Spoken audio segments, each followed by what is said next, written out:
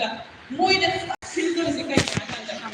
ꯑꯩꯈꯣꯏꯗꯤ ꯌꯥꯝꯅ ꯀꯩꯅꯣ ꯇꯧꯋꯦ ꯌꯥꯝꯅ ꯁꯣꯁꯤꯌꯦꯜ ꯚꯦꯂꯨꯁꯦ ꯌꯥꯝ ꯋꯥꯡꯉꯦ ꯑꯇꯩꯗ ꯅꯠꯇꯦꯀꯣ ꯃꯣꯏꯅ ꯍꯧꯖꯤꯛꯁꯦ ꯑꯩꯈꯣꯏꯒꯤ ꯐꯤꯖꯣꯜꯀꯣ ꯑꯩꯈꯣꯏꯅ ꯒꯣꯕꯤꯟꯗꯗ ꯆꯠꯄ ꯃꯇꯝꯗ ꯅꯨꯄꯤꯁꯤꯡꯗ ꯏꯃꯥꯁꯤꯡꯗ ꯋꯥꯏꯠ ꯀꯂꯔ ꯁꯦꯠꯄ ꯍꯥꯏꯕ ꯀꯝꯄꯜꯁꯔꯤ ꯑꯣꯏꯔꯦ ꯑꯗꯩ ꯐꯅꯦꯛ ꯃꯛꯇ ꯁꯦꯠꯂꯦ ꯑꯩꯈꯣꯏꯒꯤ ꯎꯔꯩꯅꯣꯡ ꯃꯆꯨꯒꯤ ꯁꯦꯠꯂꯒ ꯑꯗꯨꯃꯥꯏꯅ ꯀꯝꯄꯜꯁꯔꯤ ꯑꯣꯏ ꯃꯣꯏ ꯑꯍꯥꯟꯕꯗꯗꯤ ꯍꯦꯛ ꯇꯧꯕ ꯀꯥꯟꯗ ꯐꯥꯔꯁ ꯇꯥꯏꯝ ꯇꯧꯕꯁꯦ ꯁꯤ ꯁꯦꯠꯂꯤꯁꯤ ꯀꯔꯤꯒꯤꯅꯣꯅ ꯑꯗꯨꯝ ꯍꯪꯉꯛꯄ ꯌꯥꯎꯋꯦ ꯑꯗꯨꯝ ꯂꯥꯏ ꯂꯣꯝꯗ ꯁꯤ ꯁꯦꯠꯂꯦꯅ ꯍꯥꯏ ꯀꯥꯟꯗ ꯑꯩꯈꯣꯏꯒꯤ ꯁꯣꯁꯤꯌꯦꯜ ꯚꯦꯂꯨꯁꯦ ꯌꯥꯝ ꯋꯥꯡꯉꯦꯕ ꯃꯣꯏꯅ ꯅꯪ ꯍꯧꯖꯤꯛ ꯑꯗꯨꯝ ꯐꯣꯂꯣ ꯑꯩ ꯊꯥꯏꯅꯗꯒꯤ ꯑꯗꯨꯝ ꯐꯣꯂꯣ ꯇꯧꯕ ꯍꯧꯖꯤꯛ ꯇꯧꯔꯤꯕ꯭ꯔꯥ ꯑꯦꯟ ꯑꯦꯚ꯭ꯔꯤ ꯀꯩꯅꯣꯁꯦ ꯁꯦꯂꯦꯕ꯭ꯔꯤꯇꯤ ꯂꯨꯍꯣꯡꯕꯗ ꯆꯠꯂꯦ ꯂꯨꯍꯣꯡꯕꯒꯤ ꯗ꯭ꯔꯦꯁ ꯑꯃ ꯑꯗꯒꯤ ꯀꯩꯅꯣꯗ ꯆꯠꯂꯦ ꯁꯣꯔꯥꯠꯀꯤ ꯐꯤꯔꯣꯏꯒꯤ ꯆꯠꯂꯦ ꯑꯩꯈꯣꯏ ꯇꯣꯉꯥꯟ ꯇꯣꯉꯥꯟꯕ ꯗ꯭ꯔꯦꯁ ꯀꯣꯗ ꯑꯃ ꯑꯗꯨꯝ ꯂꯩꯖꯩ ꯂꯩꯖꯔꯤꯁꯦ ꯀꯅꯥꯝꯇꯅ ꯑꯩꯈꯣꯏꯗ ꯀꯩꯅꯣꯁꯦ ꯑꯩꯈꯣꯏ ꯏꯝꯄꯣꯁ ꯇꯧꯕ ꯅꯠꯇꯦ ꯁꯤ ꯁꯦꯠꯄ ꯌꯥꯔꯣꯏꯅ ꯏꯝꯄꯣꯁ ꯇꯧꯕ ꯀꯅꯥꯁꯨ ꯅꯠꯇꯦ ꯕꯠ ꯑꯩꯈꯣꯏꯗ ꯃꯃꯥꯡꯉꯩꯗꯒꯤ ꯑꯩꯈꯣꯏꯒꯤ ꯀꯩꯅꯣꯁꯦ ꯏꯄꯥ ꯏꯄꯨꯁꯤꯡꯗꯨ ꯁꯨꯝ ꯆꯠꯅꯔꯒ ꯂꯥꯛꯏꯕ ꯄꯣꯠꯁꯤꯡꯗꯣ ꯑꯩꯈꯣꯏꯅ ꯄꯤꯛꯏꯉꯩꯗ ꯎꯍꯧꯕꯁꯤꯡꯗꯣ ꯑꯦꯗꯥꯞ ꯇꯧꯔꯀꯥꯟꯗ ꯆꯠꯅꯕꯤꯗ ꯑꯩꯈꯣꯏꯅ ꯁꯣꯔꯥꯠ ꯑꯃ ꯆꯠꯂꯗꯤ ꯐꯅꯦꯛꯁꯤ ꯁꯦꯠꯀꯅꯤ ꯂꯨꯍꯣꯡꯕ ꯑꯃ ꯁꯦꯠꯂꯗꯤ ꯁꯤ ꯁꯦꯠꯀꯅꯤ ꯍꯥꯏꯕꯒꯤ ꯀꯣꯃꯟ ꯁꯦꯟꯁꯇꯨꯅꯦꯕ ꯑꯗꯨꯕꯨ ꯉꯔꯥꯡꯗꯤ ꯑꯗꯨꯃꯥꯏꯅ ꯑꯩꯅ ꯌꯨꯇ꯭ꯌꯨꯕꯇ ꯌꯦꯡꯉꯦ ꯍꯥꯏꯕ ꯃꯤꯐꯝꯒꯤ ꯗꯔꯀꯥꯔ ꯂꯥꯛꯏꯁꯦ ꯀꯩꯅꯣ ꯃꯇꯝ ꯑꯃꯗ ꯁꯤ ꯃꯤꯐꯝꯒꯤ ꯗꯔꯀꯥꯔ ꯂꯩꯔꯝꯗꯦ ꯃꯤꯒ ꯂꯣꯏꯅ ꯗꯤꯄꯦꯟ ꯇꯧꯔꯝꯃꯦ ꯕꯠ ꯍꯧꯖꯤꯛꯇꯤ ꯃꯤꯐꯝꯒꯤ ꯑꯣꯏꯅ ꯀꯩꯅꯣ ꯂꯥꯛꯁꯜꯂꯦ ꯗꯔꯀꯥꯔ ꯑꯃ ꯂꯥꯛꯁꯜꯂꯦ ꯈꯟꯅꯕ ꯑꯃ ꯗꯔꯀꯥꯔ ꯂꯥꯛꯑꯦ ꯃꯔꯝꯗꯤ ꯀꯩꯒꯤꯅꯣꯗ ꯁꯤꯒꯤ ꯁꯣꯁꯤꯌꯦꯜ ꯚꯦꯂꯨꯁꯤꯡꯁꯦ ꯑꯦꯗꯥꯞ ꯇꯧꯒꯗꯕ ꯑꯦꯗꯥꯞ ꯇꯧꯒꯗꯕ ꯑꯃ ꯂꯣꯏꯅ ꯑꯩꯈꯣꯏꯗ ꯃꯥꯡꯁꯜꯂꯛꯑꯒ ꯅꯠꯇ꯭ꯔꯒ ꯃꯥꯡꯁꯜꯂꯛꯑꯦ ꯍꯥꯏꯕꯒꯤ ꯏꯁꯥꯗ ꯆꯤꯡꯅꯕ ꯂꯩꯔꯛꯇꯅꯅꯦꯕ ꯄꯕ꯭ꯂꯤꯛ ꯃꯤꯇꯤꯡ ꯇꯧꯈꯠꯂꯛꯏꯁꯦ ꯑꯗꯣ ꯄꯕ꯭ꯂꯤꯛ ꯃꯤꯇꯤꯡ ꯇꯧꯈꯠꯂꯛꯏꯕ ꯄꯣꯠꯁꯦ ꯑꯩꯈꯣꯏꯅ ꯗꯥꯟꯁꯇ ꯂꯩꯔꯤꯕ ꯀꯝꯃ꯭ꯌꯨꯅꯤꯇꯤ ꯑꯩꯈꯣꯏꯅꯗꯤ ꯌꯥꯝꯅ ꯚꯥꯁ ꯑꯣꯏꯅ ꯑꯗꯨꯒꯤꯗꯣ ꯀꯟꯕ ꯉꯝꯗꯣꯔꯤꯕ ꯑꯗꯨꯒ ꯑꯩꯈꯣꯏꯅ ꯋꯥꯔꯤ ꯁꯥꯟꯅꯕ ꯃꯇꯝꯗꯁꯨ ꯑꯩꯈꯣꯏꯅ ꯅꯣꯔꯃꯦꯂꯤ ꯄꯔꯐꯣꯔꯃꯔ ꯉꯥꯛꯇꯅꯤꯅ ꯑꯩꯈꯣꯏ ꯁ꯭ꯇꯦꯖꯇ ꯀꯥꯅꯤꯡꯉꯦꯀꯣ ꯁ꯭ꯇꯦꯖꯇ ꯀꯥꯔꯒ ꯁ꯭ꯇꯦꯖ ꯈꯤꯇꯪ ꯄ꯭ꯂꯦꯠꯐꯣꯝ ꯈꯤꯇꯪ ꯐꯕ ꯑꯃ ꯊꯦꯡꯅꯔꯒꯗꯤ ꯀꯩꯅꯣ ꯇꯧꯋꯤꯅꯤ ꯍꯧꯖꯤꯛꯐꯥꯎ ꯂꯩꯀꯣ ꯍꯥꯏꯗꯤ ꯃꯌꯥꯝ ꯑꯃ ꯍꯥꯏꯗꯤ ꯑꯣꯖꯥ ꯐꯥꯎꯗ ꯉꯁꯥꯏꯒꯤ ꯃꯥꯏ ꯁꯥꯇ꯭ꯔꯗꯨ ꯏꯟꯊꯔꯝꯃꯒ ꯑꯣꯖꯥ ꯑꯃꯅ ꯁ꯭ꯇꯦꯖ ꯀꯥꯒꯦ ꯍꯥꯏꯕꯒꯤ ꯚꯥꯕꯇ ꯂꯩꯅꯩꯅꯦꯕꯀꯣ ꯍꯧꯖꯤꯛꯀꯤ ꯁꯨꯝ ꯇꯧꯅꯔꯤꯁꯦ ꯑꯗꯣ ꯁ꯭ꯇꯦꯖꯇ ꯀꯥꯕꯗꯨꯅ ꯏꯝꯄꯣꯔꯇꯦꯟ ꯅꯠꯇꯦꯕ ꯑꯩꯈꯣꯏ ꯍꯧꯖꯤꯛꯀꯤ ꯃꯤꯔꯣꯜꯁꯤꯡꯁꯦ ꯁ꯭ꯇꯦꯖꯀꯤ ꯃꯥꯒꯤ ꯑꯥꯔꯇꯤꯁ ꯑꯣꯏꯕꯒꯤ ꯀꯦꯂꯤꯕꯔꯗꯨꯗ ꯀꯥꯒꯗꯕꯅꯦꯕ ꯑꯩꯅ ꯑꯩꯒꯤ ꯑꯥꯔꯇꯤꯁꯇꯤꯛ ꯀꯦꯂꯤꯕꯔꯗꯨ ꯌꯥꯎꯗꯅ ꯑꯩꯒꯤ ꯁ꯭ꯇꯦꯖ ꯀꯥꯅꯤꯡꯉꯦꯅ ꯍꯦꯛꯇ ꯀꯥꯕꯒꯤ ꯃꯇꯝꯗꯣ ꯂꯩꯇ꯭ꯔꯦ ꯍꯧꯖꯤꯛ ꯃꯇꯝ ꯑꯃꯗꯗꯤ ꯂꯩꯔꯝꯃꯦ ꯃꯇꯝ ꯑꯃꯗꯗꯤ ꯃꯥꯒꯤ ꯀꯩꯅꯣꯁꯦ ꯒꯨꯔꯨ ꯁꯤꯁ꯭ꯌ ꯄꯔꯝꯄꯔꯥ ꯍꯥꯏꯕ ꯑꯣꯖꯥꯗꯨꯅ ꯆꯥꯡꯕ ꯈꯣꯠꯄ ꯑꯗꯨꯒꯤ ꯁꯤꯁꯇꯦꯝ ꯂꯩꯔꯝꯃꯦ ꯕꯠ ꯍꯧꯖꯤꯛꯇꯤ ꯑꯦꯀꯥꯗꯦꯃꯤꯛ ꯑꯦꯄ꯭ꯔꯣꯆ ꯍꯥꯏꯁꯤꯗꯗꯤ ꯀꯅꯥꯅ ꯇꯥꯟ ꯆꯥꯏ ꯆꯥꯗꯦ ꯀꯅꯥꯅ ꯖꯒꯣꯏ ꯁꯥꯕ ꯐꯖꯩ ꯐꯖꯗꯦ ꯀꯅꯥꯅ ꯄꯨꯡ ꯊꯤꯟꯕꯗ ꯍꯦꯟꯅ ꯅꯤꯌꯣꯝ ꯆꯨꯝꯃꯤ ꯆꯨꯝꯗꯦꯁꯦ ꯂꯣꯏꯅ ꯈꯟꯅꯔꯕ ꯉꯥꯛꯇꯅꯦꯕ ꯑꯗꯨꯒ ꯍꯧꯖꯤꯛ ꯀꯩꯁꯨ ꯂꯩꯀꯥꯏꯒꯤ ꯀꯩꯅꯣꯗ ꯉꯁꯥꯏꯒꯤ ꯀꯔꯤ ꯑꯩꯈꯣꯏꯒꯤ ꯀꯩꯅꯣ ꯑꯔꯥꯡꯐꯝꯀꯣ ꯑꯔꯥꯡꯐꯝꯗ ꯀꯩꯅꯣ ꯂꯣꯕꯤ ꯇꯧꯔꯒ ꯁꯣꯔꯥꯠ ꯆꯠꯅꯕ ꯐꯤꯔꯣꯏ ꯆꯠꯅꯅꯕ ꯑꯗꯨꯒꯤ ꯃꯇꯝ ꯅꯠꯇ꯭ꯔꯦ ꯍꯧꯖꯤꯛ ꯀꯩꯅꯣꯗ ꯑꯦꯋꯦꯔꯅꯦꯁꯁꯦ ꯑꯥꯔꯇꯤꯁꯇꯤꯛ ꯀꯩꯅꯣꯁꯦ ꯀꯦꯂꯤꯕꯔꯁꯦ ꯑꯩꯈꯣꯏꯅ ꯂꯣꯏꯅ ꯈꯪꯅꯔꯕ ꯉꯥꯛꯇꯅꯤ ꯑꯗꯨꯋꯥꯏꯗꯨꯗ ꯀꯨꯝꯊꯕꯒꯤ ꯁꯤꯆꯨꯋꯦꯁꯟꯁꯤꯃꯗꯤ ꯑꯩꯈꯣꯏ ꯏꯁꯥ ꯏꯁꯥꯅ ꯊꯣꯛꯍꯟꯖꯕꯅꯦ ꯑꯗꯨꯒꯤꯕꯨꯗꯤ ꯅꯥꯀꯟꯗ ꯊꯝꯖꯁꯦ ꯑꯩꯉꯣꯟꯗꯗꯤ ꯑꯗꯨꯒꯨꯝꯕ ꯅꯥꯀꯟꯗ ꯊꯝꯃꯀꯥꯟꯁꯤꯗ ꯉꯁꯥꯏꯒꯤ ꯁꯣꯁꯤꯌꯦꯜ ꯚꯦꯂꯨꯁ ꯍꯧꯖꯤꯛꯀꯤ ꯍꯥꯏꯔꯤꯕ ꯗ꯭ꯔꯦꯁ ꯀꯣꯗꯇ ꯍꯥꯏꯔꯣ ꯑꯩꯈꯣই ꯀꯩꯅꯣꯁꯦ ꯑꯩꯈꯣꯏ ꯗꯥꯟꯁꯇ ꯂꯩꯔꯤꯕ ꯐꯦꯇꯔꯅꯤꯇꯤꯁꯤꯁꯨ ꯑꯦꯋꯦꯌꯔ ꯑꯣꯏꯕꯗꯤ ꯃꯌꯥꯝ ꯑꯃ ꯇꯣꯉꯥꯟ ꯇꯣꯉꯥꯟꯕ ꯍꯦꯟꯅ ꯑꯦꯀꯥꯗꯦꯃꯤꯛ ꯑꯣꯏꯕ ꯆꯠꯄ ꯀꯩꯅꯣ ꯋꯥꯈꯜꯂꯣꯟꯕꯨꯗꯤ ꯃꯌꯥꯝ ꯑꯃ ꯂꯩ ꯑꯗꯨꯒꯤꯕꯨꯗꯤ ꯈꯤꯇꯪ ꯉꯁꯤꯒꯤ ꯁꯦꯁꯟꯁꯤꯗ ꯃꯐꯝ ꯆꯥꯗ꯭ꯔꯦ ꯃꯐꯝ ꯆꯥꯕꯔꯣꯝꯗ ꯑꯩꯒꯤ ꯍꯩꯕ ꯃꯌꯥꯝ ꯑꯃ ꯂꯩ ꯗꯥꯟꯁꯀꯤ ꯐꯦꯇꯔꯅꯤꯇꯤꯗ ꯑꯗꯨꯒ ꯍꯧꯖꯤꯛꯀꯤ ꯑꯣꯏꯅ ꯈꯟꯅ ꯅꯩꯅꯔꯤꯕ ꯑꯩꯈꯣꯏꯅ ꯁ꯭ꯀꯨꯜ ꯀꯣꯂꯦꯖꯦꯁꯁꯤꯗ ꯑꯉꯥꯡ ꯑꯃꯕꯨ ꯀꯃꯥꯏꯅ ꯗꯥꯟꯁꯁꯤꯅ ꯁꯣꯁꯤꯌꯦꯜ ꯚꯦꯂꯨ ꯅꯠꯇ꯭ꯔꯒꯅ ꯃꯣꯔꯦꯜ ꯚꯦꯂꯨ ꯌꯥꯎꯋꯦꯅ ꯑꯩꯈꯣꯏꯅ ꯈꯟꯍꯟꯕꯁꯦ ꯀꯔꯤ ꯋꯥꯈꯜꯂꯣꯟꯗꯒꯤ ꯈꯟꯍꯟꯗꯣꯏꯅꯣ ꯍꯥꯏꯕꯗꯨꯃ ꯌꯥꯝꯅ ꯁꯤꯁꯦ ꯁ꯭ꯇꯦꯖ ꯑꯃ ꯀꯩꯅꯣꯃ ꯁꯤꯟꯗꯣꯛꯄ ꯑꯃ ꯗꯔꯀꯥꯔ ꯂꯩ ꯑꯩ ꯏꯁꯥꯒꯤ ꯑꯦꯛꯁꯄꯤꯔꯤꯌꯦꯟꯁꯇ ꯑꯃ ꯍꯥꯏꯖꯔꯛꯀꯦ ꯑꯩꯅ ꯗꯥꯟꯁꯀꯤ ꯀ꯭ꯂꯥꯁꯁꯦ ꯍꯦꯛ ꯆꯪꯉꯛꯄꯒ ꯑꯉꯥꯡꯁꯦ ꯖꯒꯣꯏ ꯍꯥꯟꯅ ꯇꯝꯕꯤꯗꯦ ꯐꯥꯔꯁꯇ ꯑꯩ ꯈꯨꯔꯨꯝꯕ ꯍꯥꯟꯅ ꯇꯝꯕꯤ ꯑꯣꯖꯥꯗ ꯀꯃꯥꯏꯅ ꯈꯨꯔꯨꯝꯅꯤ ꯃꯥ ꯈꯨꯔꯨꯝꯕꯁꯦ ꯀꯝꯄꯜꯁꯔꯤ ꯍꯥꯟꯅ ꯀꯩꯅꯣ ꯇꯧꯋꯤ ꯑꯗꯣ Hanya matam hari kalau saya limited kerana kalau parents nak hari exceptional parents nak magi macam masuk langsung bukan hubungan housing dia juga yang parents nak saya masa-masa saya ada hari aware oleh apa ada social values ki aware oleh apa moral values ki aware oleh apa malu yang nak itu lah pasti sudah moina mukwenyi announce akan saya mayunda di mahapera moini mani mama dos pera moya we alam na dos pera bakang ikai but class itu jangan pemahaman ni mak pera dos ikai ke aduni ikai ke bagi sense masas ke physically pera bagi sense semua kan sejak kita kayu makam lah ahli terposa semua berdiri hanya starting set mana company ni aduga Sigi elaborations na maram wala pasika yang numaiba koki na. Emo the group alam group ama lai ko ani suka kita beri jadi ada di mama ila ada. Moi na hamba ko la pasika initial stage kita pasika moi parents se mama se jadi bagi akan primary teacher ke malai primary teacher ki koi oja koi koi atau koi mesin koi ya satu mesin macam yang sebenarnya tak mesin koi tu uraga atau ki value se macam seperti cuma lah mesin uraga saja. Moi nak kona aku nak wang hai kami itu. Moi nak tahu school system principal system ini rakan saja. Aku ini sahaja yang saya. Moi nak mengajar kami sepasang hầu nó ba là mặt anh rất là cái gì quay đầu một là các bạn sẽ mạnh không bị hay em phải nói bằng một thứ gì đó sẽ là cái CD của cái dạng cảm ơn của anh để anh làm sự chỉ chẳng lại em cũng như chúng mình sẽ có cái hai đây sẽ có cái phải là quay đầu mình sẽ cái hai là máy tàu biển hai bạn sẽ em muốn thấy cái phim tàu gì của nó sẽ quay đầu đi cái sự thân là nó cái gì nhiều nó nghe nó sẽ thân là một sẽ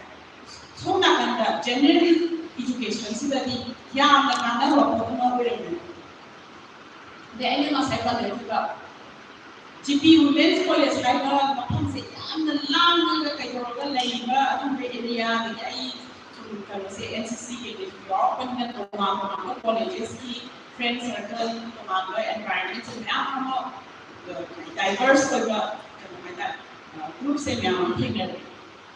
diverse of the groups is the magi meeting yung discipline is a point NCC na jay aduga magi normal na civilian na iba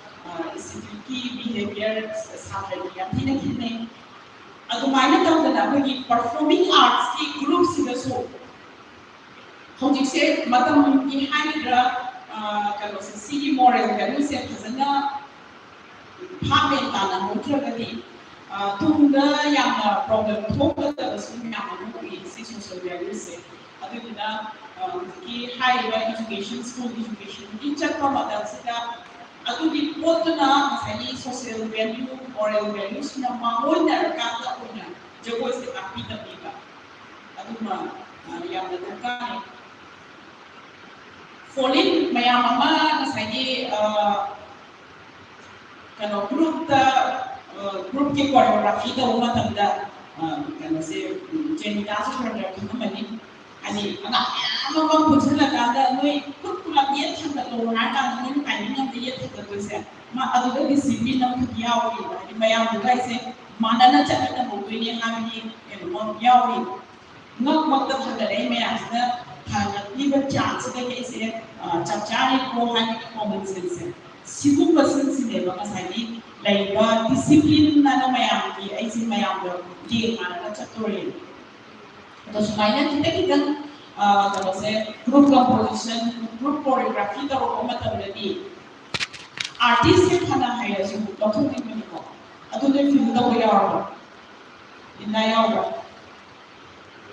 jawab yang hai jadi ni terasa ni dokter sudah amat yang hai kalau atau dokter ni kok mana sana tahu ya orang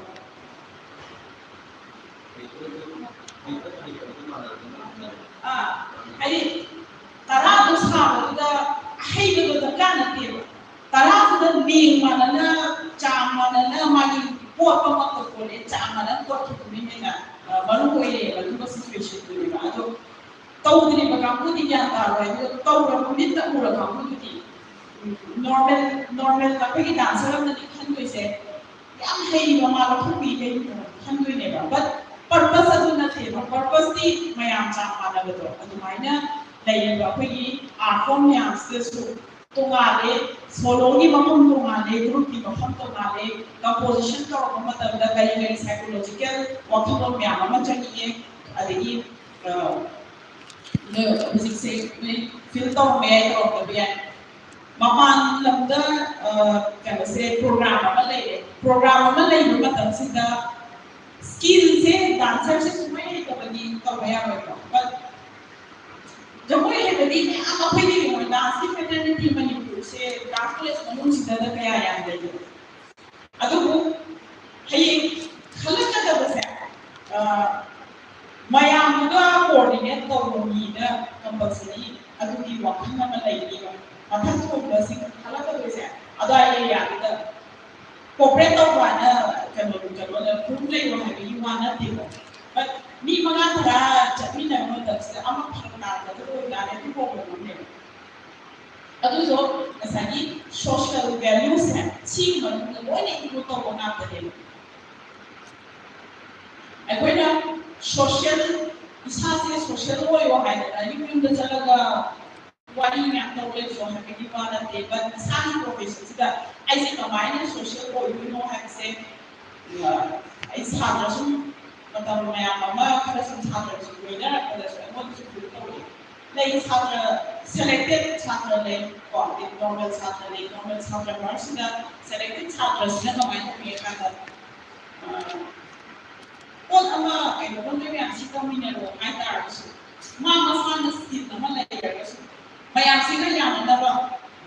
cause I don't work in. I mean, Magi can only steady workers might relate down to Mayam Yuma and the rest might go in. That means never. I do it also, Satas, we never forgot to differentiate Sana. I do it happen, and then if you see me, never a mark, you have one that they go. Mark, it to Magi example, like you me. But I do Magi, there was not. Tunga अपने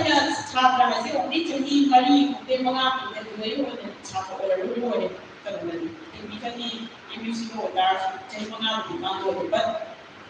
lower दोस्ती नहीं होने lower कोई वांटू lower से artist sama उसे कोई lower से मंगा स्माइल लोयर दोनी अधूरी लोयर बकासिता मसाई social values याव तो अधूरा छात्र लोगी खाना खाया तो स्माइल नहीं lower Ada stage performance yang tidak ada stage performance saja. World sini Manipur, tapi wana teba. Jadi 45 ka artist sama oi bagi mati. Jadi ini chance 45 low ya benda. Adu bagi kita saya apa teknikal ni ko. Adu bagi ya macam kita winner kan ya winner kan ni mati feel ni kumpulan kalau ni ko. Kumpulan kalau ni macam ada kalau ni hari waktu nanti. Kumpulan tadi, adugi social values lepa kan se magi artist ya. CD hingga CD bawa jadi camas pura bawa, mamoda adu magi qualification lagi. Aduga, nasagi kan se artist ki hoiba kan se skill lain sahani jauh syarab ni nak hari ni.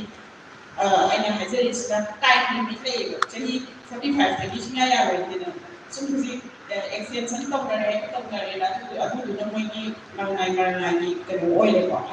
ini hasil sudah world ni oilnya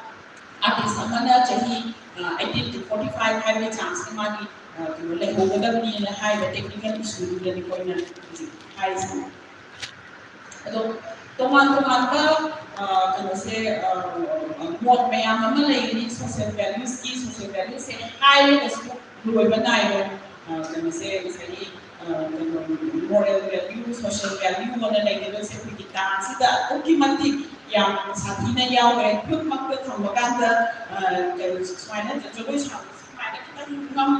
sahaja ni ai jagoi kusase yamna kaiba kanu tawa ma yawi yang henzan mam yawi haise wahai so hai ko na yang henzan mam yawi jagoi kusase haise akoi sagi character se akoi jagoi ki kanu sida sai ba kuthek sida oina adu da ho chani ne siai ba phi akoi na yang sathina kanu tawi mi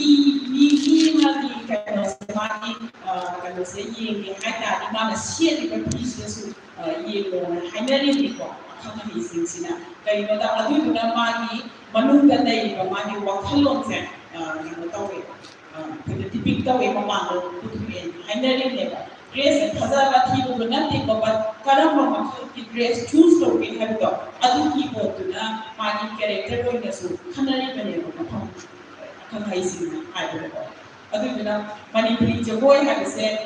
kanu se not only dance form ma ki technical kanu se angika medical natana asai kanu se da costume and makeup ta su yamna sathina koi da kanu se koi sieti ba sing se yamna discipline yawa yamna mimang ba si shetani na kada si set roi ma ge koi chatna bi mawo ya na pro jing kani le sabi ro ga na kanu tau bi ga atu mai na mayam na essence ma yawa ba koi ni culture se si se koi ni dance da tam ma da se moi ni yawa ba ne gopi char ka di kana su thaba le yawa na gopi char ba kana su tho oi ko adu mai na kasai ni akoi ni adaptive lai bre adu lai ni ba adaptation se koi na anowa anga ki dance imro ke su pen su ja da ba chung lai ki lai ta mi ba anga su da jamoi na kana ha do se exercise ni ta la na te ko adu ni do mama yang su feel tom no ma chan ni adu feel se ko na class ko ma ta da shi da ti campaign si matam da kana da su da su ho da ni na ma na hai ni ke to akoi ni campaign chan pa matam si da lai ba koi ni kano dan na physical exercise ni yang develop by any time jadi ba ha pe zumba ga se to ana zumba ni mana kano se recording thula ni recording kano se ma ni recording kano music thula ka khan na adu bi do mapam ma koi jiti oxygen na su theng nei adu moi ki license do yaw da na se na da ni pha ni kano lai ni amada ai lai ni ba adu ba yang lai do akoi na thangdo chi manipuri dance ha ga manipuri dance ki kano se ngai ma ni chani ko pa ni kano chu cha ko pa tu te ki he na chu cha ko na akoi na si discipline su dance ta ba sa la ni ko ha ta ni parents in na compulsory akoi da kano se dance se compulsory akoi na si dance ki fraternity na thabak thab lo bi ki khap na ta aduni mayam public te ki lak sano dance ha se ai ni da ga we we ana su dance ma ga ni mo da ya na more ni ya team story dance ya ni na sa ni da ga o subject ani ha se public ki voice or him se akoi ni ta hong tong ba kanu se sai di mo da ya ni ma thai kanu se yam na over conservative su ko bi se kan nungai ta ba ni di akoi ni yong de na ta su la ka ta bi to pa ni kan ai conservative ko na low area su tu ta ro ni ko na ai ko se adu ma su khar lai ni adu kanu se hojik se yang sa thina dance ki kanu se prospect se yang sa thina change le si mai mayam som dan thomjarang ge ai isa se adu kanu se special class ko ma na du 1 hour ki low ni low se mon dong ji lai do client se masa kanu se department kanu se tuan ba department da adu kanu se officer ke mo ko yawi doctor masala e ko adu kanu ni jadi masa se clinic to haloga se ke do se 1 hour ki class se yaw ko ni mo tuan na e ko ai adu ti lawi adi si apena si ko se apena isa se ai isa i profession se isa i profession ne treat to dragadi mina treat to ko adu ki su aba thami ne adu ka si me am se change ka mai society se am change le ne ꯑꯩꯅ ꯁꯤꯌꯔ ꯇꯧꯅꯤꯡꯕꯩꯅ ꯑꯩ ꯑꯗꯨꯝ ꯇꯧꯋꯦ ꯑꯗꯨ ꯂꯧꯋꯦꯅ ꯍꯥꯏꯕꯒꯤ ꯋꯥ ꯅꯠꯇꯦꯕ ꯁꯣꯁꯥꯏꯇꯤꯗ ꯂꯩꯔꯤꯕ ꯗꯔꯀꯥꯔ ꯃꯣꯏꯅ ꯉꯁꯥꯏꯒꯤ ꯑꯐꯥꯎꯕ ꯃꯅꯤꯄꯨꯔꯒꯤ ꯗꯣꯛꯇꯔ ꯅꯨꯄꯤꯁꯨ ꯑꯩ ꯃꯅꯥꯛꯇ ꯂꯥꯛꯑꯦ ꯀꯣ ꯗꯥꯟꯁ ꯇꯝꯕ ꯑꯣꯏꯅ ꯑꯗꯣ ꯗꯥꯟꯁ ꯇꯝꯕ ꯑꯣꯏꯅꯁꯦ ꯑꯩꯒꯤ ꯉꯁꯥꯏꯒꯤ 1 hourꯒꯤ ꯁ꯭ꯂꯣꯠꯀꯤꯁꯦ ꯑꯩꯅ ꯃꯇꯝ ꯆꯥꯗ꯭ꯔꯒꯗꯤ ꯐꯣꯇꯣ ꯁꯤꯁꯇꯦꯃꯦꯇꯤꯛ ꯑꯣꯏꯗꯦꯕ ꯑꯗꯨꯒꯤ ꯃꯊꯛꯇ ꯑꯩꯅ ꯃꯉꯣꯟꯗ ꯇꯥꯛꯇꯣꯏꯁꯦ ꯃꯣꯏꯅ ꯀꯩꯅꯣ ꯇꯧꯗꯣꯏꯁꯤꯁꯨ ꯇꯝꯗꯣꯏꯁꯤꯁꯨ ꯉꯁꯥꯏꯒꯤ ꯁ꯭ꯇꯦꯖ ꯄꯔꯐꯣꯔꯃꯦꯟꯁꯀꯤꯗꯃꯛꯇ ꯑꯩꯈꯣꯏ ꯁ꯭ꯋꯥꯏꯗꯗꯤ ꯈꯟꯅꯔꯤ ꯆꯩꯅꯔꯤ ꯃꯌꯥꯝ ꯇꯧꯋꯤꯗꯅ ꯍꯨꯟꯗꯔꯅꯤꯕ ꯁ꯭ꯇꯦꯖꯇ ꯅꯠꯇꯦ ꯃꯣꯏꯒꯤ ꯚꯦꯂꯨꯁꯤꯗꯤ ꯇꯣꯉꯥꯟꯂꯦꯗꯤ ꯉꯁꯥꯏꯒꯤ ꯗꯥꯟꯁ ꯍꯥꯏꯕꯁꯤꯅ ꯐꯪꯉꯤꯕ ꯇꯣꯉꯥꯟꯕ ꯔꯤꯂꯤꯐ ꯃꯌꯥꯝ ꯑꯃ ꯂꯩꯕꯅꯤ ꯑꯗꯨꯒꯤ ꯔꯤꯂꯤꯐꯇꯣ ꯐꯪꯖꯒꯦꯅ ꯑꯗꯨꯒꯤꯁꯨ ꯐꯪꯒꯦꯅ ꯑꯗꯨꯃꯥꯏꯅ ꯂꯥꯛꯆꯕꯅꯦꯕ ꯑꯗꯣ ꯑꯗꯨꯝꯕꯒꯤ ꯄ꯭ꯔꯣꯁꯄꯦꯛꯇꯨꯁꯨ ꯑꯗꯨꯃꯥꯏꯅ ꯂꯩ ꯑꯗꯨꯗꯨꯅ ꯑꯩꯅ ꯍꯥꯏꯖꯅꯤꯡꯕꯗꯤ ꯇꯧꯔꯤꯕ ꯀꯦꯝꯄꯦꯟꯁꯤꯗ ꯍꯥꯏꯔꯤꯕ ꯀꯩꯅꯣꯁꯦ ꯃꯣꯔꯦꯜ ꯚꯦꯂꯨꯁ ꯏꯁꯥꯗ ꯂꯣꯏꯅ ꯏꯁꯥꯗ ꯑꯩꯈꯣꯏꯒꯤ ꯁ꯭ꯀꯨꯂꯤꯡꯗ ꯆꯨꯁꯜꯂ ꯂꯩꯔꯕ ꯉꯥꯛꯇꯅꯤ ꯑꯗꯨꯒ ꯉꯁꯥꯏꯒꯤ ꯀꯩꯅꯣ ꯄꯣꯏꯟꯠꯁ ꯈꯔ ꯑꯩꯅ ꯑꯥꯏꯗꯦꯟꯇꯤꯐꯥꯏ ꯇꯧꯕꯒꯤ ꯋꯥꯅꯤ ꯑꯗꯣ ꯑꯥꯏꯗꯦꯟꯇꯤꯐꯥꯏꯗꯣ ꯍꯥꯟꯅ ꯂꯣꯏꯅ ꯈꯪꯉꯝꯒꯅꯤ ꯑꯗꯣ ꯈꯪꯉꯤꯕ ꯄꯣꯠ ꯃꯌꯥꯝꯁꯦ ꯑꯩꯈꯣꯏꯅ ꯀꯃꯥꯏꯅ ꯀꯩꯅꯣꯗ ꯃꯈꯣꯏꯗ ꯀꯩꯅꯣ ꯇꯧꯒꯅꯤ ꯀ꯭ꯂꯥꯁꯁꯤꯗ ꯍꯥꯞꯀꯅꯤ ꯍꯥꯏꯕꯁꯦ ꯁꯤ ꯁ꯭ꯇ꯭ꯔꯛꯆꯔ ꯑꯃꯗꯤ ꯑꯍꯥꯟꯕ ꯍꯧꯔꯛꯄꯗ ꯑꯩꯈꯣꯏꯅ ꯀꯊꯛ ꯑꯣꯏꯒꯦꯔꯥ ꯚꯔꯇꯅꯥꯇ꯭ꯌꯝ ꯑꯣꯏꯒꯦꯔꯥ ꯃꯣꯍꯤꯅꯤꯌꯥꯇꯝ ꯑꯣꯏꯒꯦꯔꯥ ꯍꯦꯛ ꯍꯧꯔꯛꯄꯗ ꯑꯩꯈꯣꯏꯁꯦ ꯈꯣꯏꯔꯝ ꯑꯃꯈꯛ ꯌꯥꯎꯋꯦꯕ ꯈꯣꯏꯔꯝꯕꯒꯤ ꯄꯤꯁ ꯑꯃꯈꯛꯀꯣ ꯈꯣꯏꯔꯝꯃꯤꯁꯤ ꯃꯔꯝꯁꯦ ꯀꯩꯒꯤꯅꯣ ꯍꯥꯏ ꯀꯥꯟꯗ ꯑꯩꯈꯣꯏꯒꯤ ꯈꯣꯡꯁꯦ ꯂꯃꯥꯏꯁꯤꯗ ꯊꯥꯔꯒ ꯖꯒꯣꯏ ꯁꯥꯗꯣꯏꯅꯦꯕ ꯁꯥꯔꯤꯕ ꯑꯩꯈꯣꯏꯒꯤ ꯈꯣꯡꯄꯥꯛ ꯑꯅꯤꯔꯛ ꯁꯥꯗꯣꯏ ꯄꯣꯠꯁꯦ ꯑꯩꯈꯣꯏꯒꯤ ꯄ꯭ꯔꯤꯊꯤꯕꯤ ꯏꯃꯥꯁꯤꯗꯤ ꯄ꯭ꯔꯤꯊꯤꯕꯤ ꯏꯃꯥꯁꯦ ꯍꯥꯟꯅ ꯈꯣꯏꯔꯝꯕꯅꯦꯕ ꯂꯣꯏꯔꯛꯄꯗꯁꯨ ꯑꯃꯨꯛ ꯈꯣꯏꯔꯝꯃꯝꯃꯦꯕ ꯑꯗꯨꯒꯤ ꯃꯅꯨꯡꯗ ꯑꯦꯁꯦꯟꯁ ꯑꯃ ꯌꯥꯎꯕꯗꯣ ꯑꯗꯣ ꯑꯗꯨꯃꯥꯏꯅ ꯁ꯭ꯇ꯭ꯔꯛꯆꯔꯃꯛꯇꯤ ꯍꯥꯟꯅ ꯃꯅꯤꯄꯨꯔꯤ ꯗꯥꯟꯁꯀꯤꯗ ꯑꯩ ꯊꯦꯡꯅꯕ ꯂꯩꯇꯦꯀꯣ ꯑꯗꯨꯕꯨ ꯑꯩꯈꯣꯏ ꯂꯥꯏꯕꯛ ꯀꯠꯂꯒꯗꯤ ꯍꯧꯋꯦ ꯂꯥꯏꯕꯛ ꯀꯠꯂꯒ ꯍꯧꯍꯟꯒꯦꯔꯥ ꯂꯣꯏꯔꯛꯄꯗꯁꯨ ꯂꯥꯏꯕꯛ ꯀꯠꯀꯦꯔꯥ ꯑꯗꯨꯒꯤ ꯁ꯭ꯇ꯭ꯔꯛꯆꯔ ꯑꯃꯁꯨ ꯐꯣꯝ ꯇꯧꯔꯀꯥꯟꯗ ꯁꯨꯃꯥꯏꯅ ꯀꯤꯃꯥꯛꯁꯅ ꯇꯧꯔꯒ ꯀꯦꯝꯄꯦꯟ ꯍꯧꯕꯁꯤꯗꯁꯨ ꯑꯗꯨꯒꯨꯝꯕ ꯚꯦꯂꯨꯁꯤꯡꯁꯦ ꯃꯥꯡꯑꯣꯏꯅꯅ ꯊꯝꯕ ꯑꯣꯏꯅ ꯇꯧꯍꯟꯅꯤꯡꯉꯤ ꯑꯗꯒꯤ ꯑꯩꯈꯣꯏꯒꯤ ꯑꯍꯜ ꯂꯃꯟꯁꯤꯡꯅ ꯉꯁꯥꯏꯒꯤ ꯏꯁꯤꯡ ꯊꯤꯔꯒ ꯍꯧꯕ ꯀꯥꯏꯁꯦ ꯀꯩꯅꯣꯁꯦ ꯈꯤꯇꯪ ꯑꯗꯨꯒꯨꯝꯕ ꯌꯥꯝꯅ ꯑꯣꯚꯔ ꯀꯩꯅꯣ ꯇꯧꯔꯒꯁꯨ ꯍꯧꯖꯤꯛ ꯃꯇꯝꯁꯤꯒ ꯆꯥꯟꯅꯗꯗꯅ ꯕ꯭ꯔꯦꯟꯁ ꯀꯩꯀꯩ ꯃꯌꯥꯝ ꯂꯩꯕꯅꯤꯅ ꯑꯗꯨꯗ ꯍꯦꯛꯇ ꯏꯁꯤꯡ ꯊꯤꯒꯦ ꯈꯣꯠꯀꯦ ꯍꯥꯏ ꯀꯥꯟꯗ ꯌꯥꯝ ꯄ꯭ꯔꯣꯕ꯭ꯂꯦꯝ ꯂꯩꯒꯗ꯭ꯔꯥ ꯈꯣꯠꯀꯗ꯭ꯔꯥ ꯈꯤꯇꯪ ꯇꯣꯉꯥꯟꯅ ꯁꯤꯁꯤꯅ ꯁꯤꯁꯟ ꯅꯠꯇꯕꯤꯗ ꯇꯣꯉꯥꯟꯅ ꯑꯝꯇꯪ ꯈꯟꯅꯔꯒ ꯍꯥꯏꯗꯤ ꯆꯠꯀꯗꯕꯁꯤꯡꯁꯦ ꯑꯝꯇꯪ ꯈꯟꯅꯔꯀꯥꯟꯗ ꯑꯗꯨ ꯇꯧꯍꯟꯅꯤꯡꯉꯦ ꯑꯗꯒꯤ ꯃꯥꯒꯤ ꯀꯩꯅꯣꯁꯦ ꯑꯩꯈꯣꯏꯅ ꯐꯤ ꯃꯌꯥꯝ ꯌꯥꯟꯁꯤꯜꯂꯤꯀꯣ ꯗ꯭ꯔꯦꯁ ꯀꯣꯗ ꯑꯃ ꯀꯧꯇꯥꯒꯤ ꯖꯒꯣꯏ ꯄ꯭ꯔꯦꯛꯇꯤꯁ ꯍꯧꯔꯛꯄꯒꯤꯀꯣ ꯁ꯭ꯀꯨꯜꯒꯤꯗꯗꯤ ꯑꯗꯨꯒꯨꯝꯕꯗꯣ ꯇꯧꯗ꯭ꯔꯁꯨ ꯀꯃꯥꯏꯅ ꯇꯧꯁꯤꯒꯦ ꯍꯥꯏꯕꯗꯨꯃꯛꯀꯣ ꯍꯥꯏꯗꯤ ꯁꯤꯁꯤ ꯏꯟꯐꯣꯔꯃꯦꯜ ꯑꯣꯏꯅ ꯑꯗꯨꯝ ꯑꯩꯁꯨ ꯑꯗꯨꯝ ꯀꯩꯅꯣ ꯁꯨꯝ ꯌꯥꯖꯒꯦ ꯃꯌꯥꯝ ꯄꯥꯎ ꯂꯤꯡꯒꯤ ꯊ꯭ꯔꯨꯗꯀꯣ ꯑꯗꯨꯒ ꯀꯩꯅꯣꯁꯤꯡꯁꯦ ꯈꯔ ꯇꯧꯍꯟꯅꯤꯡꯉꯦ ꯑꯗꯨꯒ ꯃꯣꯏꯗ ꯊꯤꯌꯣꯔꯤꯇꯤꯀꯦꯜꯗ ꯑꯦꯅꯥꯂꯤꯁꯤꯁꯁꯤ ꯁꯤꯅꯤ ꯃꯣꯔꯦꯜ ꯚꯦꯂꯨꯅ ꯁꯤꯅꯤ ꯍꯥꯏꯕ ꯀꯅꯥꯁꯨ ꯇꯥꯅꯤꯡꯉꯣꯏꯕ ꯑꯗꯨ ꯃꯌꯥꯝꯗꯣꯀꯣ ꯑꯗꯨꯒꯤꯁꯤꯡꯗꯣ ꯑꯩꯈꯣꯏꯅ ꯀꯩꯅꯣꯁꯤꯗ ꯇꯝꯕꯤꯔꯤꯕ ꯀꯩꯅꯣ ꯄꯨꯡ ꯑꯃꯒꯤ ꯁ꯭ꯂꯣꯠꯁꯤꯗ ꯃꯣꯏꯅ ꯇꯥꯡꯅꯗꯤ ꯆꯠꯈ꯭ꯔꯒꯁꯨ ꯃꯇꯥꯡꯁꯤꯗ ꯃꯣꯏ ꯍꯣꯔꯦꯟ ꯌꯨꯝꯗ ꯍꯜꯂꯀꯥꯟꯁꯤꯗ ꯑꯗꯨꯒꯤ ꯏꯐꯦꯛ ꯑꯃ ꯃꯥꯏ ꯃꯃꯥ ꯃꯄꯥꯗꯨꯒ ꯎꯅꯅꯕꯒꯤ ꯔꯤꯐ꯭ꯂꯦꯛꯁꯟ ꯑꯃ ꯎꯅꯅꯕꯒꯤ ꯑꯗꯨꯗꯨꯃ ꯊꯝꯅꯤꯡꯉꯦꯕ ꯃꯇꯥꯡꯁꯤꯗ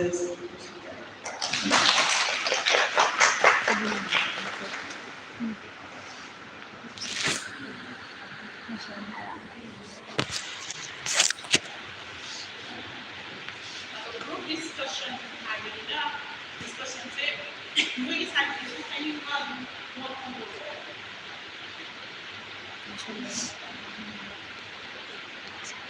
Which the young person said,